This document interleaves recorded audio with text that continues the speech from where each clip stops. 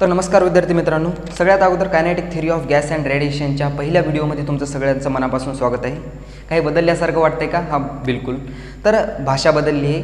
तर language is doesn't matter, content is important असं म्हणता येणार नाही पूर्णपणे. जर असं असेल तर मी तुम्हाला उर्दूमधून शिकवायला लागलं तर तुम्हाला काही कळणार नाही. असो, तर आपल्याकडं kinetic theory of gas and रेडिएशनचे आज आपण इंट्रोडक्शन पाहणार आहोत. इंट्रोडक्शनमध्ये काय तर आपण याच्याविषयी थोड्याशा गप्पा मारणार आहोत. गप्पा म्हणजे कायनेटिक थिअरीविषयी थोड्याशा गप्पा हाणणार आहोत. चला तर मग सुरू करूया. तर पहा, kinetic theory of gas and रेडिएशनमध्ये सगळ्यात अगोदर आपण इंट्रोडक्शन पाहणार आहोत. इंट्रोडक्शनच्या नंतर बी खूप इम्पॉर्टंट गोष्टी येणार आहेत ह्या इंट्रोडक्शनमध्ये. त्याच्यामध्ये बॉयल्स लॉ असेल, चार्ल्स लॉ असेल, आयडियल गॅस इक्वेशन असेल, अशा खूप साऱ्या इम्पॉर्टंट कन्सेप्ट येणार आहेत. तर इंट्रोडक्शनमध्ये काय पाहणार आहोत की त्यावेळेसची गोष्ट आहे की एक जोहान डाल्टन नावाचा सायंटिस्ट होता. जोहान डाल्टन नावाचा सायंटिस्ट होता. ह्या जोहान डाल्टन नावाच्या सायंटिस्टनं काय केलं? ॲटमची डिस्कवरी केली. तर ॲटमची डिस्कवरी ह्या सायंटिस्टनं 1803मध्ये डिस्कवरी केली. जोहान डाल्टन नावाच्या सायंटिस्टनं ॲटमची डिस्कवरी केली इसवी सन 1803मध्ये. मग त्यावेळेस काय म्हणायला लागलं की त्यावेळेसचे लोक काय म्हणायला लागले की ही ॲटमची जी डिस्कवरी ही खूप मोठी डिस्कवरी आहे. ॲटमची जी डिस्कवरी आहे खूप मोठी डिस्कवरी आहे. त्यावेळेसचे एक म्हणजे 17th सेंचुरीचे खूप मोठे सायंटिस्ट होते. ते सायंटिस्ट म्हणायचे की ॲटमची डिस्कवरीच्या पलीकडे कोणतीही डिस्कवरी नाही आहे. जर का दुनिया खतम झाली तर मी जी पुढे इन्फॉर्मेशन ट्रान्सफर करेल ती इन्फॉर्मेशन असेल ॲटमची. म्हणजे ॲटमची डिस्कवरी एवढी महत्त्वाची मानली जात होती. पण ॲटमची डिस्कवरी एवढी मोठी या थेअरीला गलत साबित केलं कोण? की ह्या कायनेटिक थेअरीनं. याच्यानंतर कायनेटिक थेअरी आली. तर म्हणजे ॲटमची एक जनरल डेफिनेशनची जर चर्चा केली तर ॲटमची डिस्कवरी काय? Matter is a made up of a small particle called as a atom. इथं मी ॲटमची हे डेफिनेशन लिहितो की matter is a made up of small particle. Matter is a made up of a small particle is called as a atoms. म्हणजे atoms जे एक matter असतं ते खूप लहान पार्टिकल्सपासून तयार झालेलं असतं. त्याला आपण म्हणतो की ॲटम्स म्हणतो. ही ॲटमची थोडी इन्फॉर्मेशन झाली. त्याच्या पुढं जाऊ 1803 नंतर 1873 नंतर म्हणजे 70 वर्षानंतर एक थेअरी आली. पहिल्यांदा एवढं लिहून घ्या, समजून सांगतो नंतर. सगळं तर आपल्याला डिस्कस करायचंच आहे. रिचर्ड फिमेन नावाचा सायंटिस्ट होता. त्यांनी सांगितलं होतं त्यावेळेसचा म्हणजे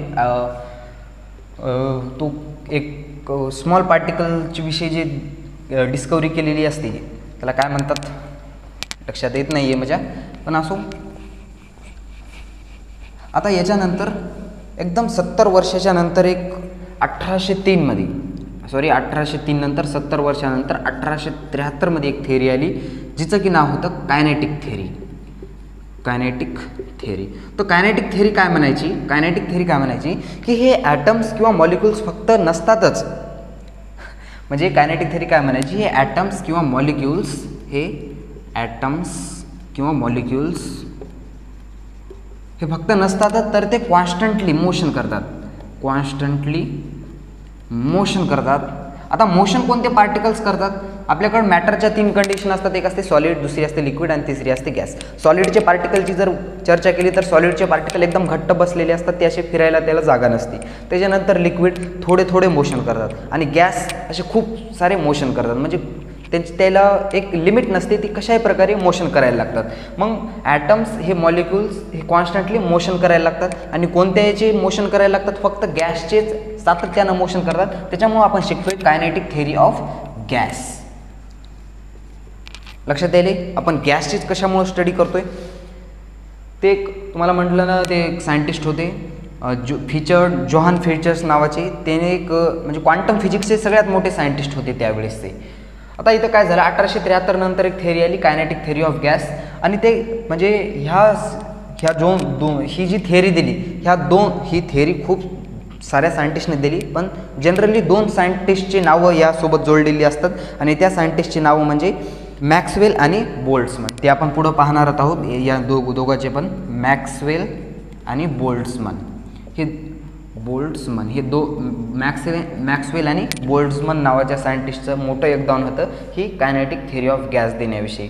म्हणजे ह्या मॅक्सवेल आणि बोल्ट्झमननी काय सांगितलं की ॲटम्स किंवा मॉलिक्युल्स हे फक्त नसतातच, तर ते असून कॉन्स्टंटली मोशन करतात. आता मोशन कोणते कोणते कोण कोण करतं? आपल्याकडं मॅटरच्या 3 स्टेट असतात. ह्या व्हिडिओमध्ये तर अशाच गप्पा होणार. मॅटरच्या कोणत्या कोणत्या असतात? एक असतं सॉलिड, दुसरं असतं लिक्विड आणि तिसरं असतं गॅस. म्हणजे सॉलिड म्हणजे त्याचे जे कॉन्स्टिट्युएंट पार्टिकल आहेत ते खूप जवळजवळ आहेत, लिक्विड म्हणजे थोडे दूर दूर आणि गॅस म्हणजे खूपच दूर.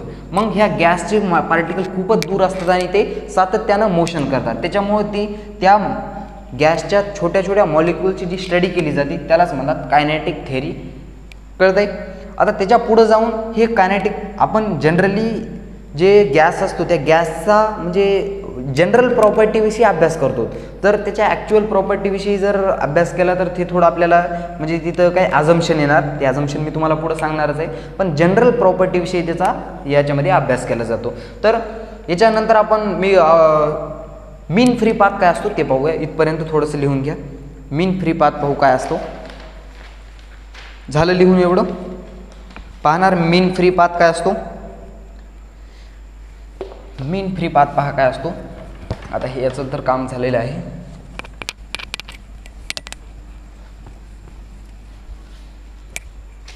पहा मीन फ्री पाथ म्हणजे काय. मीन फ्री पाथ. आता एक गॅसचे मॉलिक्युल्स आहेत, ते गॅसचे मॉलिक्युल्स म्हणल्यानंतर सातत्यानं मोशन करणार. म्हणजे याची मी डेफिनेशन लिहितो. Average distance travelled by particle या ट्रॅव्हल बाय मॉलिक्युल्स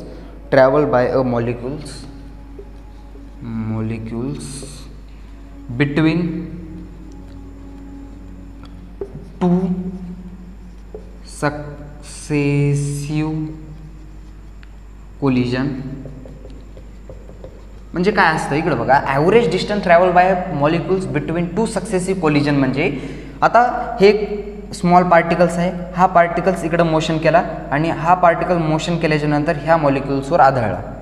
हा मॉलिक्युल्स इथून आला असा, हा मॉलिक्युल्स इथून आला आणि ह्या मॉलिक्युल्सवर आदळला. आदळल्याच्या नंतर काय झालं, परत आदळून हा मॉलिक्युल्स इकडे गेला आणि पुढं जाऊन परत ह्या मॉलिक्युल्सवर आदळला. ह्या मॉलिक्युल्सवर आदळल्याच्या नंतर परत हा मॉलिक्युल्स पुढं आला, इथं आला आणि इथं परत ह्या मॉलिक्युल्सवर आदळला आणि हा पुढं ट्रान्सफर झाला. म्हणजे ह्या दोन इकडं बघा 2 सक्सेसिव्ह कोलिजन म्हणजे ह्या 2 कोलिजनमधला जे टाईम आहे ॲव्हरेज जे डिस्टन्स आहे त्याला म्हणतात मीन फ्री पाथ. त्याला असं आपण लॅम्बडाने डिनोटेड करतो. ह्या दोन्हीमधलं जे डिस्टन्स आहे त्याला लॅम्बडा 1, ह्या दोन्हीमधलं डिस्टन्स लॅम्बडा 2, ह्या दोन्हीमधलं डिस्टन्स लॅम्बडा 3. म्हणजे मला मीन फ्री पाथ काढायचा आहे तर लॅम्बडा मीन मी कसा काढणार. Lambda mean is equal to आता हे nth असे कोलिजन किती होणार माहीत नाही, अनगिनत nth कोलिजन होणार. त्याच्यामुळे मी यात म्हणणार लॅम्बडा 1 प्लस लॅम्बडा 2 आणि सो ऑन लॅम्बडा n. तुम्ही मीन काढला असेल कधी मीन कसा काढतात. सपोज दॅट हे नंबर्स आहेत 2 3 4 5 याचा तुम्हाला मीन काढायला सांगितलं आहे तर काय करणार, या सगळ्यांची ॲडिशन करणार 2 3 प्लस 4 प्लस 5 आणि किती नंबर्स आहेत त्याने डिवायडेड करणार 1 2 3 4 आणि खाली 5. तसंच इथं हे एक डिस्टन्स ट्रॅव्हल केलं, हे एक डिस्टन्स आणि असं करत करत nth डिस्टन्स ट्रॅव्हल केलं आणि त्याला डिवायडेड केलं n. लक्षात आलं. मीन फ्री पाथ काय असतो. Average distance travel by molecules between 2 successive collision. ठीक आहे. आता ॲव्हरेज रिलॅक्झेशन टाइम काय असतो पहा. Average relaxation time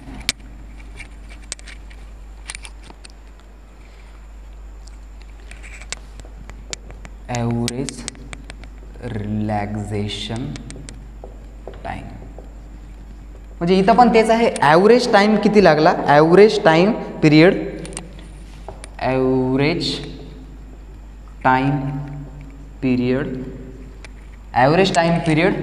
bye 2 successive collision between 2 successive collision. ठीक आहे.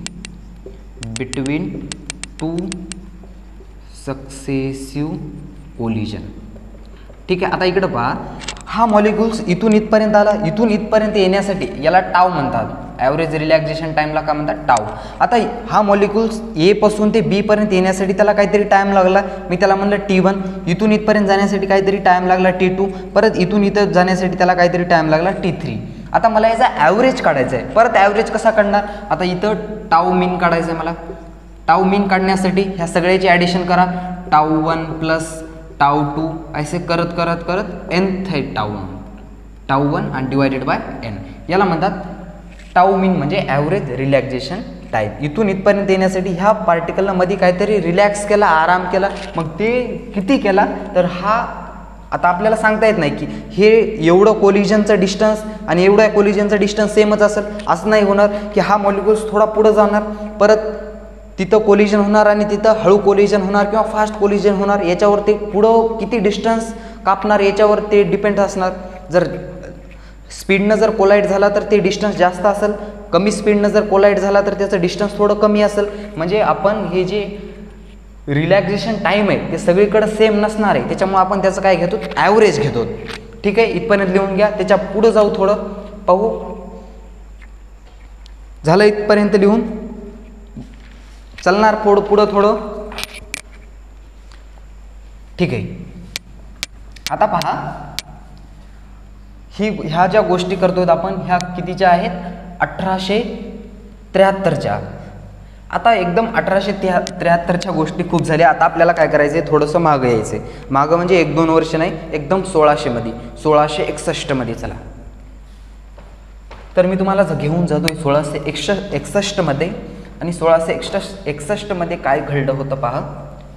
युद्ध लढाई आपण हिस्ट्री नाही शिकत, सायन्स शिकतोय. तर बाळांनो 1661मध्ये काय झालं, हां सर सांगा काय झालं. तर 1661मध्ये एक लॉ आला. बॉईल्स नावाचा एक सायंटिस्ट होता, त्या बॉईल्स नावाच्या सायंटिस्टनं एक लॉ दिला, बॉईल्स लॉ. एक लॉ दिला, त्याच्यामुळे त्याला नाव ठेवून टाकलं की बाबा तू हे लॉ दिलास त्याला तुझंच नाव. त्याच्यामुळे बॉईल्स नावाच्या एक सायंटिस्टनं लॉ दिला. तर बॉईल्स काय सांगतो की व्हॉल्यूम जे आहे ते इन्व्हर्सली प्रपोर्शनल आहे, कशाला, प्रेशरला. आपण म्हणलो ठीक आहे, तुम्ही म्हणतात तर बरोबर असेल.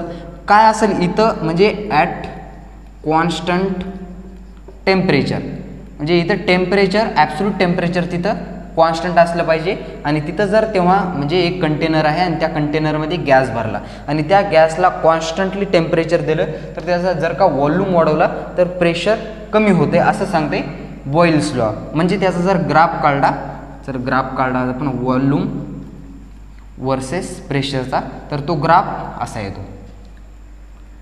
कळते, volume is inversely proportional to pressure. म्हणजे जर का इथं जर आपल्याला जर याला एका शब्दात लिहायचं असेल, म्हणजे अकॉर्डिंग टू बॉईल्स लॉ, जर परीक्षेमध्ये 2 मार्क्ससाठी याच्यावर प्रश्न येऊ शकतो. According to Boyle's law,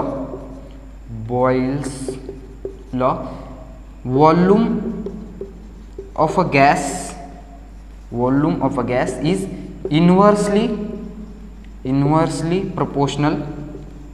inversely proportional to the pressure at constant temperature. ठीक आहे, हा झाला बॉईल्स लॉ. इथपर्यंत लिहून घ्या, थोडं नंतर पुढं पाहू आपण.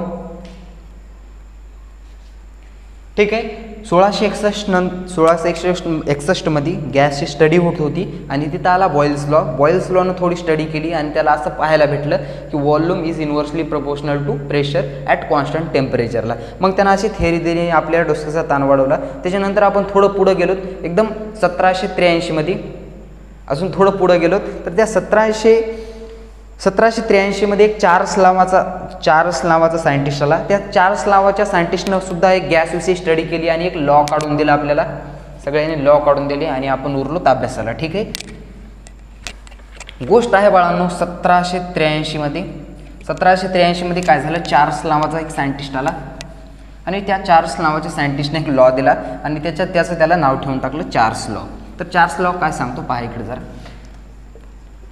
चार्ल्स लॉ, तर चार्ल्स लॉने काय सांगितलं आम्हाला की व्हॉल्यूम जो आहे तो डायरेक्टली प्रपोर्शनल आहे टेम्परेचरला.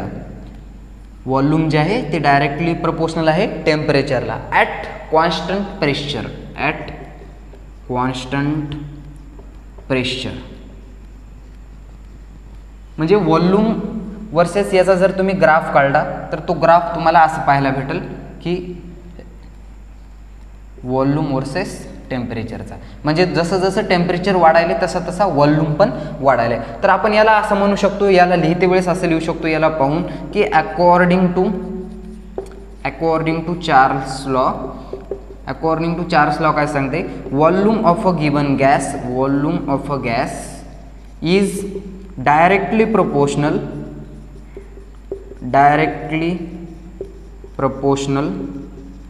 टू द absolute temperature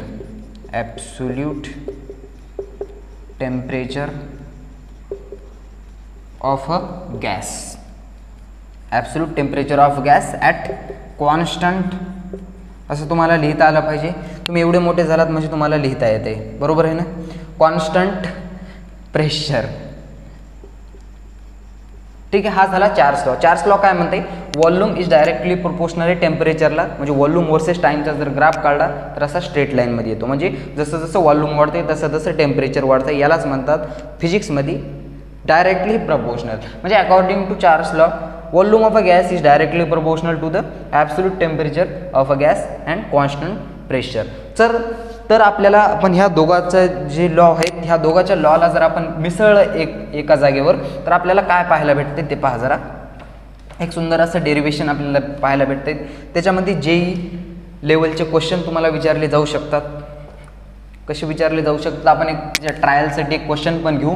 गोष्ट होती 1661 मध्ये बॉयल्स लॉनं आपल्याला काय सांगितलं की चार्ल्स लॉ सगळ्यात अगोदर पहा. चार्ल्स लॉनं काय सांगितलं होतं, व्हॉल्यूम इज डायरेक्टली प्रोपोर्शनल आहे टेम्परेचरला. आणि बॉयल्स लॉनं सांगितलं व्हॉल्यूम इज इन्व्हर्सली प्रोपोर्शनल आहे प्रेशरला. आणि इथं कॉन्स्टंट होतं, इथं कॉन्स्टंट काय होतं टेम्परेचर, आणि इथं कॉन्स्टंट होतं प्रेशर, ठीक आहे. आता ह्या दोन्ही लॉला जर आपण मिळवलं, हे इक्वेशन नंबर 1 द्यायला, इक्वेशन नंबर 2 द्या. म्हणजे काय व्हायला, volume is directly proportional to हे T as it is into 1/P. म्हणजे मी याला असं लिहू शकतो, volume is directly proportional to T/P. आता हे फिजिक्सचा नियम सांगते डायरेक्टली प्रोपोर्शनॅलिटी काढून टाकणं, त्याची जागी काहीतरी कॉन्स्टंट ठेवा. हे डायरेक्टली प्रोपोर्शनॅलिटी काढून टाकलं मी, इज इक्वल टू लिहिलं, इथं कॉन्स्टंट लिहिलं, कॉन्स्टंट, आणि खाली हे P ह्या साईडला पाठवलं इकडं P, आणि हे T हे खाली इकडं पाठवलं, ठीक आहे. मान्य आहे तुम्हाला? नसलं तरी काय करणार. PV. आता हे झालं एका गॅसच्या मॉलिक्युल्ससाठी. आता एक गॅस आहे, आता 2 गॅस आहेत, डिफरंट 2 गॅस आहेत, आणि त्याच्याविषयी सुद्धा सेम कन्सेप्ट असणार आहे. बस काय असणार आहे, इथं P1 divided by T1 is equal to P2 divided by T2. हे झालं, हे तुम्ही कुठेतरी शिकला असाल, आणि याच्यावर बेसिकली प्रॉब्लेम येऊ शकतात. तर एक सुंदर असा JEE लेवलचा एक क्वेश्चन आपण सॉल्व्ह करूया. इथपर्यंत तेवढं लिहून घ्या, ठीक आहे. घ्या स्पीड, घ्या लिहून. बघा एक क्वेश्चन घेऊया आपण, पॉज करून, म्हणजे थोडासा व्हिडिओ थांबून लिहून घ्या तुम्ही. मी स्पीडनं लिहितो याचा अर्थ असा नाही आहे की तुम्ही लिहून न घ्यावं, तर तुमच्या जिंदगीची वाट लागून जाणार आहे. असो, तर क्वेश्चन असा आहे, सुंदर असा क्वेश्चन असा आहे की ही एक नदी आहे. नदी असो, समुद्र असो, काही पण असो, आपल्याला काय करायचं त्याच्यात, पोहायचं थोडीच त्याच्यात.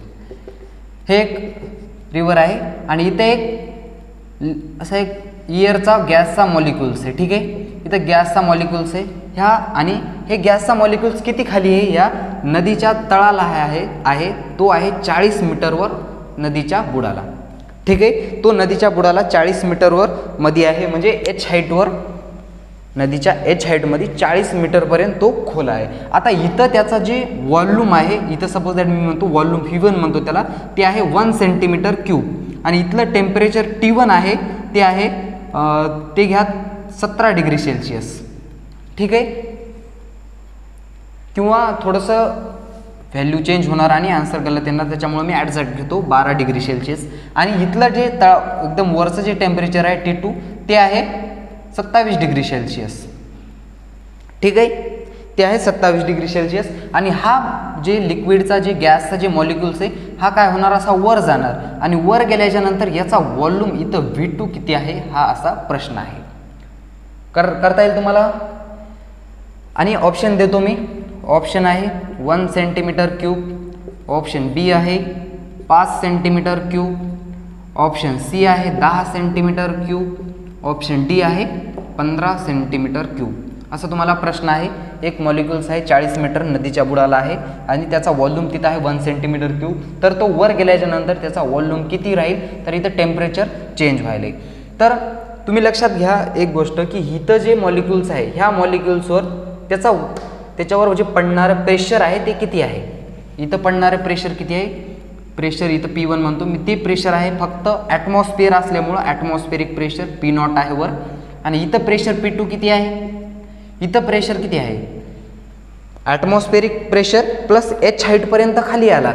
ॲटमॉस्फेरिक प्रेशर प्लस H हाईटपर्यंत नीचे खाली आलात तर ते ह्या लिक्विडची डेन्सिटी आहे रो, ग्रॅव्हिटी जी, तर ते असतं ρgh. हे तुम्ही शिकला आहात, मी शिकवलेलं आहे मेकॅनिकल प्रॉपर्टीज ऑफ फ्लुइडमध्ये. ते जर नसेल पाहिलं तर तुम्हाला याच्यानंतर पाहायचे जाऊ. ठीक आहे. तर ह्या P2 पॉईंटवर एवढं प्रेशर आहे. आणि ॲटमॉस्फेरिक प्रेशर किती असतं हे सगळ्यांना माहिती आहे. ॲटमॉस्फेरिक प्रेशर असतं 1 ATMच्या बरोबर. आता 1 ATM म्हणजे किती, 1.01 × 10⁵ Nm/m², एवढं असतं ॲटमॉस्फेरिक प्रेशर. तर तुम्हाला फाइंड करायचं V2. करायचं काहीच नाही आहे, सरळ सरळ फॉर्म्युला लावायचा. फॉर्म्युला काय होता, P1 V1 / T1 = P2 V2 / T2. आता इथं डिग्री सेल्सिअसमध्ये आहे त्याला केल्विनमध्ये करा. 227 प्लस 273 हे झालं 300 आणि याच्यामध्ये पण 273 ॲड केलं तर हे किती होणार, हे किती होणार, हे होणार 285. ठीक आहे. सॉल्व करायचं याला. ॲटमॉस्फेरिक प्रेशर किती आहे ते 1 ATM, 1 × 10⁵ प्लस रो डेन्सिटी लिक्विडची किती, डेन्सिटी ऑफ वॉटरची जी डेन्सिटी असते ती असते 10⁵ एवढी लक्षात ठेवा नेहमी. वॉटरची जी डेन्सिटी आहे ती आहे 10⁵ इंटू परत जी ॲक्सलरेशन ड्यू टू ग्रॅव्हिटी 9.8ला अप्रॉक्सिमेट किती घेणार, 10 घेणार. हाईट 40 मीटरपर्यंत खाली आलो 40 आणि हा व्हॉल्यूम V1 डिवायडेड बाय खाली temperature of first 285 = P2 pressure atmospheric pressure 1 × 10⁵ आणि V2 व्हॉल्यूम फाइंड करायचं आहे. टेम्परेचर T2चं 300. करा याला कॅल्क्युलेशन कसं करणार, इथं पहा जरासं. याला मी ॲप्रॉक्सिमेट 10⁵ लिहिलं प्लस 10⁵ 3 × 4. ठीक आहे. आणि याला गुणिले 40ला मी असं लिहिलं 4 × 10⁻. म्हणजे परत मी याला असं लिहू शकतो, इथं एक पॉवर वाढू शकतो 10⁵ खाली 285 = याला मी 10⁵ म्हणलं आणि V2 ॲज इट इज खाली 300 इथपर्यंत दिसतंय, दिसत असावं. आता इकडं पहा, याच्यामधून मी 10⁵ जी आहे ती कॉमन घेतली, 10⁵ कॉमन घेतली. इथं 1 राहिला plus 4 divided by 285 = 10⁵ into V2 divided by 300. ठीक आहे. याला मी 5 लिहू, याला मी 5 लिहिलं. 10⁵ 10⁵ गेट कॅन्सल, 5 भाग द्या, 5 × 5 5 × 5 = 25, 3 उरले 5 × 7 = 35, 57. म्हणजे V2 इकडं आणलं तर काय व्हायला, इकडं पहा याला असं V2 डिवायडेड बाय 300 वर भागिले खाली 57. मान्य इथपर्यंत असावंच. हे 300 ह्या साईडला आणले, 300 भागिले 57 इंटू V2.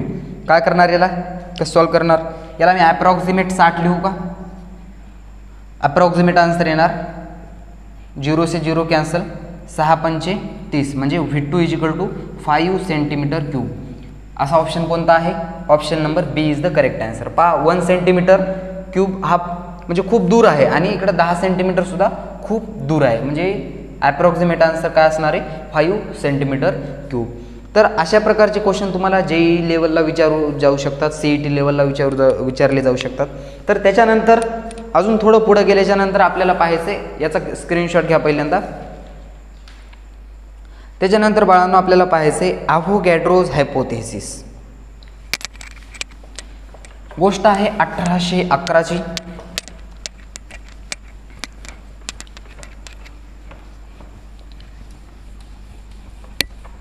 गोष्ट आहे 1811.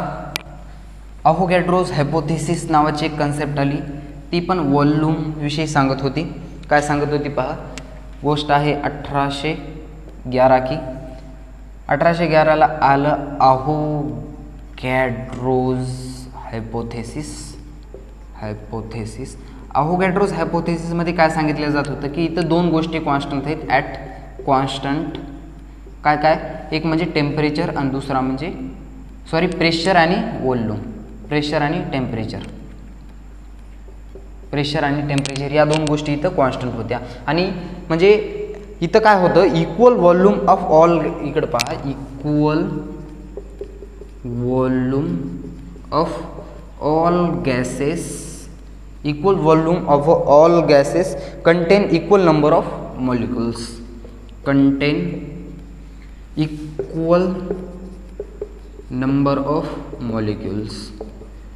म्हणजे काय होतं इथं की जे व्हॉल्यूम आहे हा डायरेक्टली प्रोपोर्शनल आहे नंबर ऑफ मॉलिक्युल्सला. जेवढे नंबर ऑफ मॉलिक्युल्स आहेत असं मी म्हणू शकतो का व्हॉल्यूम हा डायरेक्टली प्रोपोर्शनल आहे नंबर ऑफ मोल्सला? बिलकुल. म्हणजे जेवढे नंबर ऑफ मॉलिक्युल्स आहेत तेवढेच नंबर ऑफ मोल्स असतात. मग मी याला असं म्हटलं की volume is directly proportional to N. हा झाला अहोगॅड्रोज हायपोथेसिस. म्हणजे equal volume of all gases contain equal number of molecules. Volume is directly proportional to number of molecules. आता हे बॉयल्स लॉ होता, चार्ल्स लॉ होता किंवा अहोगॅड्रोज हायपोथेसिस होतं. ह्या सगळ्यांना जोडल्याच्या नंतर एक इक्वेशन तयार झालं. ते कोणतं इक्वेशन होतं ते पाहूया आपण. तर इथपर्यंत सगळ्यात अगोदर लिहून घ्या. ठीक आहे, स्क्रीनशॉट याचा काढून घ्यायचा आहे तुम्हाला. ते काय असतं तुम्हाला सांगायची गरज नाही. तर पहा की सगळ्यात अगोदर काय झालं आपल्याकडं, अकॉर्डिंग टू बॉयल्स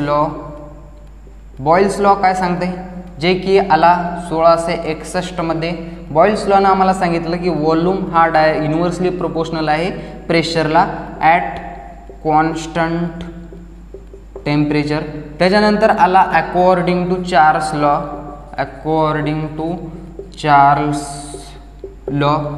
लॉ आला 1783 मध्ये.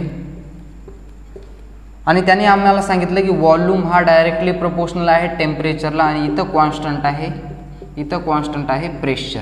ठीक आहे. त्याच्यानंतर आला अकॉर्डिंग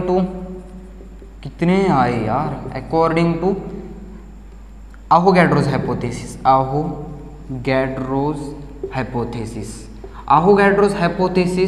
अहोगॅड्रोज हायपोथेसिस आलं 1811 मध्ये. त्याने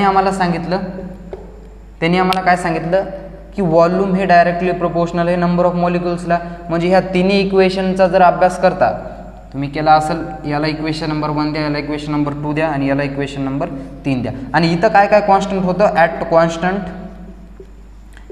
कॉन्स्टंट टेम्परेचर अँड प्रेशर. इथं दोन गोष्टी कॉन्स्टंट होते, याला नंबर दिला 3. आता ह्या तिन्हीवरून एक गोष्ट लक्षात येते की व्हॉल्यूम इज डायरेक्टली प्रोपोर्शनल आहे प्रेशरलाच.